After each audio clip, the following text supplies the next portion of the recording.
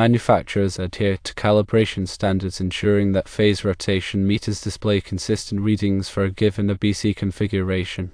This means regardless of the specific meter used, the indicated direction of rotation, either clockwise or counterclockwise, will be the same when connected to the same three-phase power source with the same phase sequence. If a motor was previously tested for rotation using one meter and subsequently disconnected, any other properly calibrated meter can be used to verify the rotation upon reconnection, showing the same reading if the ABC configuration is maintained. This standardization greatly simplifies troubleshooting and maintenance procedures, as technicians don't need to rely on a specific meter to achieve consistent results. It is, however, important to verify that all meters used are calibrated correctly and functioning within the specified accuracy ranges. Variations in readings can sometimes occur due to meter inaccuracies, but the direction of rotation should remain consistent if the phase sequence is unchanged. The phase sequence, often referred to as a BC or 1-2-3, defines the order in which the voltage waveforms of a three-phase power system reach their peak values. For example, in an ABC sequence, phase A reaches its peak before phase B, and phase B reaches its peak before phase C. Reversing any two phases will change the phase sequence to CB, resulting in the opposite direction of motor rotation. Maintaining the correct phase sequence is crucial for proper motor operation. Incorrect phase sequence can lead to motors running in reverse, which can damage equipment or create hazardous situations. When connecting a three-phase motor, it is important to identify the phase sequence of the power source and ensure that the motor windings are connected in the corresponding sequence. Phase rotation meters are used to identify the phase sequence of a three-phase power source. These meters typically have three leads that are connected to the three phases of the power source. The meter then indicates the phase sequence, either a BC or a CB, with a visual indicator or a digital display. When connecting a motor, the motor leads must be connected to the power source leads in the correct phase sequence. If the phase sequence is incorrect, the motor will run in reverse. To correct a phase sequence, simply swap any two of the motor leads. This will reverse the phase sequence and cause the motor to run in the correct direction. It's essential to understand that the direction of rotation of a three-phase motor is directly related to the phase sequence of the applied voltage. Consistent meter calibration ensures that technicians can reliably determine the phase sequence, regardless of the specific meter they are using. This consistency is vital for ensuring that motors are connected correctly and operate as intended. In addition to phase sequence, the voltage and frequency of the power source must also match the motor's specifications. Applying a voltage or frequency that is too high or too low can damage the motor. Before connecting a motor, always verify that the power source voltage and frequency are within the motor's specified range. Electrical safety is paramount when working with three-phase power systems. Always to energize the circuit before making any connections or measurements. Use appropriate personal protective equipment such as insulated gloves and safety glasses to protect yourself from electrical shock and arc flash hazards. Follow all applicable electrical codes and safety regulations. A qualified electrician should perform any electrical work. Proper grounding is also essential for electrical safety. Grounding provides a path for fault current to flow back to the source, which helps to protect equipment and personnel from electrical shock hazards. Ensure that all electrical equipment is properly grounded. Regular maintenance is crucial for ensuring the reliability and safety of three-phase power systems. Inspect electrical equipment regularly for signs of damage or wear. Repair or replace any damaged equipment promptly. Perform routine maintenance tasks such as cleaning and lubricating components to keep equipment operating at peak performance. Proper documentation is also important for maintaining three-phase power systems. Keep accurate records of all electrical equipment, including wiring diagrams, maintenance schedules, and repair records. This documentation will help to ensure that the system is properly maintained and that any problems can be quickly identified and resolved. When troubleshooting three-phase power systems, it is important to have a systematic approach. Start by gathering information about the problem, such as when it occurs and what symptoms are present. Then use appropriate test equipment to diagnose the problem. Once the problem has been identified, take corrective action to resolve it. Always follow safe electrical practices when troubleshooting three-phase power systems. Remember to de-energize the circuit before making any measurements or repairs, and use appropriate personal protective equipment. The correct operation of three-phase motors is paramount in many industrial applications. Ensuring proper phase sequence, voltage, frequency, and grounding are key to their safe and reliable operation. Using calibrated meters to verify phase rotation is a fundamental step in this process.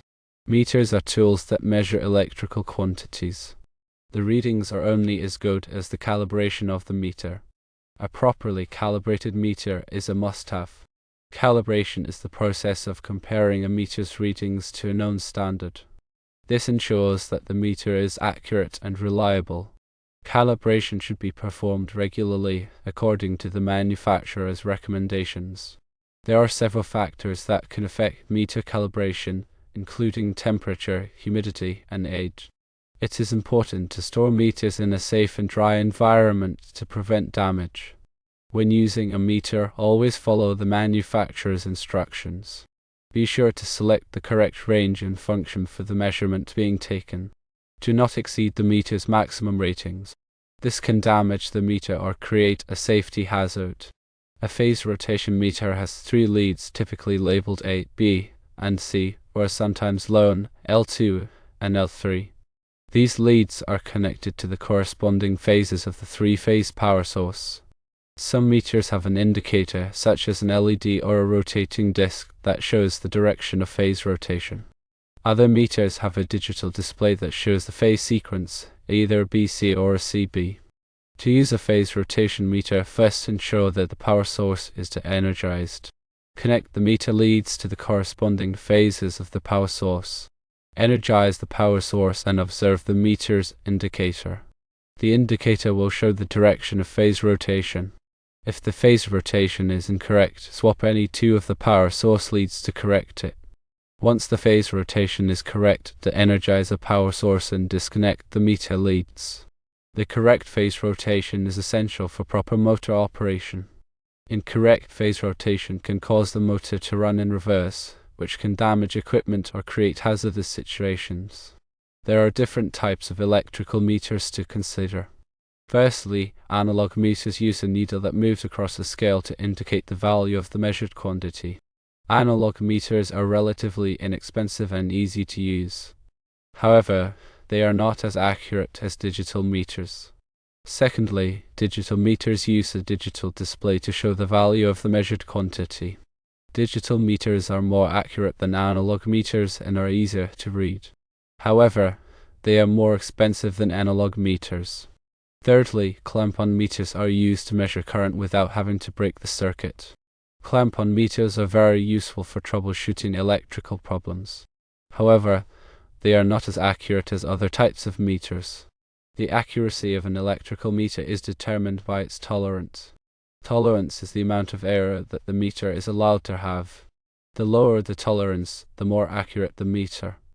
Electrical meters are used to measure a variety of electrical quantities, including voltage, current, resistance, and capacitance.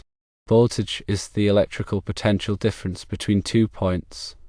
It is measured in volts. Current is the flow of electrical charge. It is measured in amps. Resistance is the opposition to the flow of electrical current. It is measured in ohms. Capacitance is the ability of a component to store electrical charge. It is measured in farads.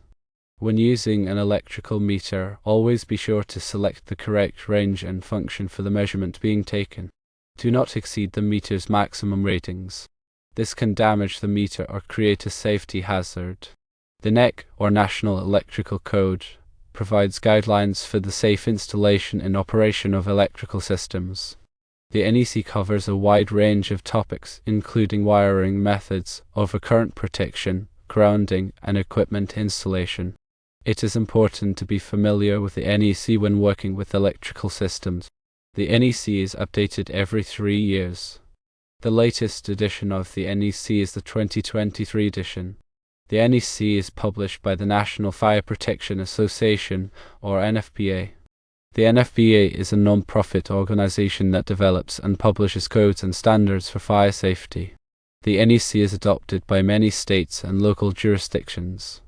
It is important to check with your local authority to determine which edition of the NEC is in effect.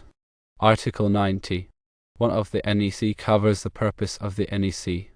The purpose of this code is the practical safeguarding of persons and property from hazards arising from the use of electricity.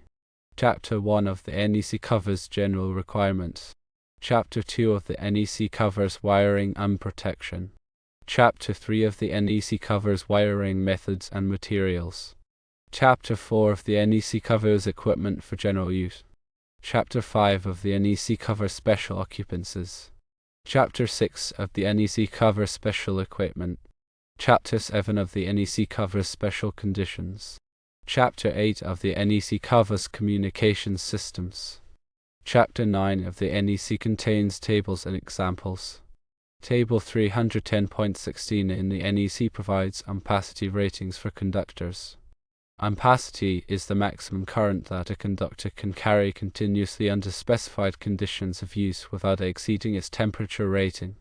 The ampacity of a conductor is determined by its size, insulation type, and ambient temperature. It is important to select conductors with adequate ampacity for the load they will be carrying. Overcurrent protection devices, such as circuit breakers and fuses, are used to protect electrical circuits from overloads and short circuits. Overcurrent protection devices are rated in amps. The rating of the overcurrent protection device should be less than or equal to the ampacity of the conductor it is protecting. Grounding is the connection of electrical equipment to earth. Grounding provides a path for fault current to flow back to the source, which helps to protect equipment and personnel from electrical shock hazards. All electrical equipment should be properly grounded. When working with electrical systems, it is important to follow safe electrical practices. Always to energize the circuit before making any connections or measurements. Use appropriate personal protective equipment, such as insulated gloves and safety glasses, to protect yourself from electrical shock and arc flash hazards. Follow all applicable electrical codes and safety regulations. A qualified electrician should perform any electrical work.